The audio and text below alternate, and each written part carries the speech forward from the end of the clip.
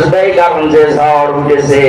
আল্লাহ সাইলের কথা ছিল ঝড় যখন আসে ঝরা পাতা গুলো উপরে ওঠার জন্য। এদেশে আমরা যারা ঝরা পাতা এদিক ওদিকে আসি, আল্লাহর কসমে বাবু উপরে উঠতে চাই, এজন্য কোনো ভয় নেই। ছেলে যদি মায়ের হাতে নিয়ে বলে আমার বাবার সম্পদ আমি পাই কিনা পাই, পাই কিনা পাই, মানুষ তার পাগল বলবে না? বলে তুই মাথা খারাপ না পাগল, তোর বাবার সম্পদ তুই পাবি না, গ্রামের লোক পাবে। 92% মুসলমানের দেশে যে ঝড় এবার উঠে পড়েছে, এইটা দেখে যদি কারো বিশ্বাস না হয় যে ইসলাম এবারও যদি না আসে, ইসলাম আসবে না, আসবে কি? কোথায় 14,500 আর কোথায় 5,000? আপনি টের পাচ্ছেন? আল্লাহর দয়া ছাড়া জীবনও সম্ভব না। এই কথা বলবেন না কেন? সেদিন গোবিন্দ চন্দ্র পরামানিকের সাথে দেখা হয়েছিল। উনি আমারে বলছিলেন, মাওলানা আমি একজন হিন্দু মহাজোটের সেক্রেটারি সারা বাংলাদেশের। আমি যা দেখলাম এই বাংলাদেশে যদি জামাত ইসলামী রাষ্ট্রীয় ক্ষমতায় যায়, তাহলে দেশের সব দলের মানুষ নিরাপদে থাকবে। এটা হিন্দু বিশ্বাস করে। আপনার কি হয়েছে? আশা করছি এবার বিশ্বাসটা আপনি পাকাপোক্ত করে নেন। হয় ইসলামের পক্ষে থাকবেন, না ইসলামের বিপক্ষে থাকবেন। মাঝামাঝি কোন রাস্তা বলেন বলেন নেই। মাস জন্মের কাহিনী শুনতে অনেকে ভালোবাসেন। আমি কাহিনী কয়েক মিনিট বলবো, কিন্তু একটা শিক্ষা দিতে চাই। এই শিক্ষাটা এখনই নেওয়া লাগবে। বিশ্বনবী জন্ম নিয়ে 3 জন মহিলার দুধ তিনি পান করেছিলেন। প্রথমে তার নিজের মায়ের, দ্বিতীয় নম্বরে উম্মে আইমান একজন দাসী, 3 নম্বরে হযরতে হালিমাতুস সাদিয়া রাদিয়াল্লাহু তাআলা আনহা। সিরাত ইবনে হিশামের বর্ণনা বলছি।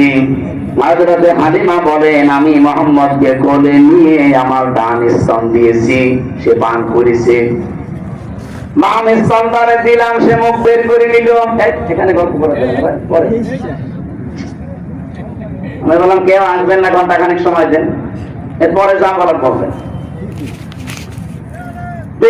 তিনবার করে আমি স্তনে মুখ লাগালাম, সে 3 বারই মুখ বের করে দিল। চোখের ইশারা দিয়ে যেন আমারে জানাতে চাই, মা হালিমা জোর করেন কেন? ডান স্তন আমার অধিকার ছিল, আমি পান করেছি। বাম স্তন এটা আমার অধিকার না, এটা আমার দুধ ভাই আব্দুল্লাহর অধিকার। দুনিয়াতে তো আমি ভাইয়ের হক নষ্ট করার জন্য আসি না, এসেছি ভাইয়ের হক ফিরিয়ে দেওয়ার জন্য। রংপুর বিভাগের মানুষেরা যেই নবী মায়ের কোলে বসে এই রবিউল আউয়াল মাসে ভাইয়ের হক নষ্ট করে না, আরো ফিরিয়ে দেয়, সেই নবীর উম্মত আমরা যত বড় হচ্ছি, ভাইয়ের হক মারার জম হচ্ছি। কথা বলেন না কেন? একটা হাদিস পড়ছিলাম আজকে। عن انس رضي الله عن ابي ذر رضي الله تعالى عنه قال قال النبي صلى الله عليه وسلم من ادعى ما ليس له فليس منا وليتبوأ مقعده من النار رواه مسلم। আমি কি বাংলা বলবো? কি নবীজি বলেন, যে জিনিস তোমার না ওইটা যদি নিজের আয়ত্তে নিয়ে রাখো, 2টা ক্ষতি তোমার ওই দিন থেকে আরম্ভ হয়ে যাবে। 1 নম্বরে ফালাইসা মিন্নার,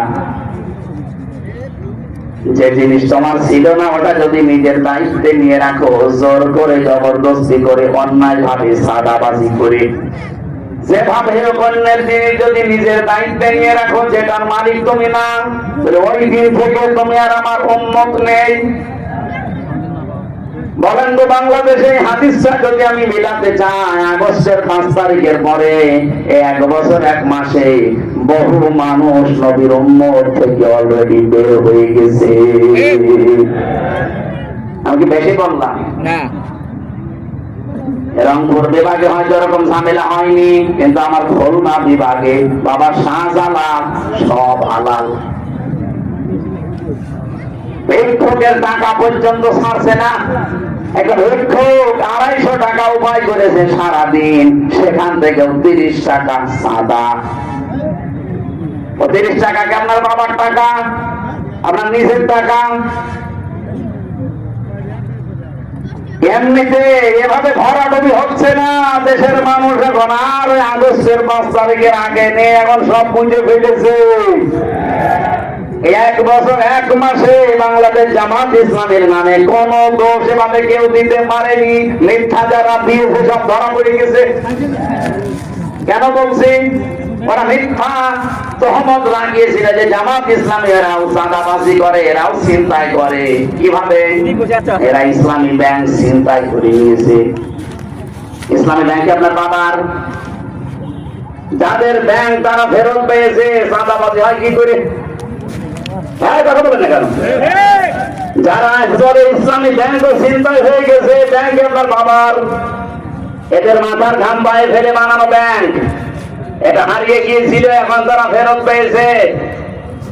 হাদিসের যে শাস্তি, অন্যের জিনিস যারা জোর করে, জবরদস্তি করে, দখল করে, চাঁদাবাজি করে নিজের কাছে রেখে দেয়, তারা হচ্ছে নবীর উম্মতের বাইরে চলে গেছে। 2 নাম্বারটা আরো কঠিন, নবীজি বলেন সে যেন জাহান্নামে নিজের একটা স্থান বরাদ্দ করে নিল। বলেন নাউজুবিল্লাহ। বাংলাদেশের মানুষেরা, বিশেষ করে রংপুর বিভাগের মানুষেরা আল্লাহ ভোলা, এদের একটা নামই আল্লাহ পাকি যারা দিয়েছে আল্লাহ জানে, সে যাই হোক, এর একটা আল্লাহ ভোলা। এলাকার মানুষেরা যেহেতু অন্য বিভাগের তুলনায় হালকা একটু গরিব, আপনারা 500 বছর আগে জান্নাতে যেতে পারবেন, কিন্তু সাবধান, অন্যের জিনিস নিজের দখলে নিয়ে রাখবেন না। অলরেডি আপনি জাহান্নামে নিজের একটা স্থান কিন্তু বরাদ্দ করে ফেলেছেন। দুনিয়ায় যদি এত কষ্ট করার পরে আখেরাতে একটা জাহান্নামের স্থান বরাদ্দ থাকে, তোর মতো পাগল আর কপাল পোড়া কেউ আছে? সাবধান বাণী উচ্চারণ করলাম, এই জন্য খুব ভালোবাসি বিভাগের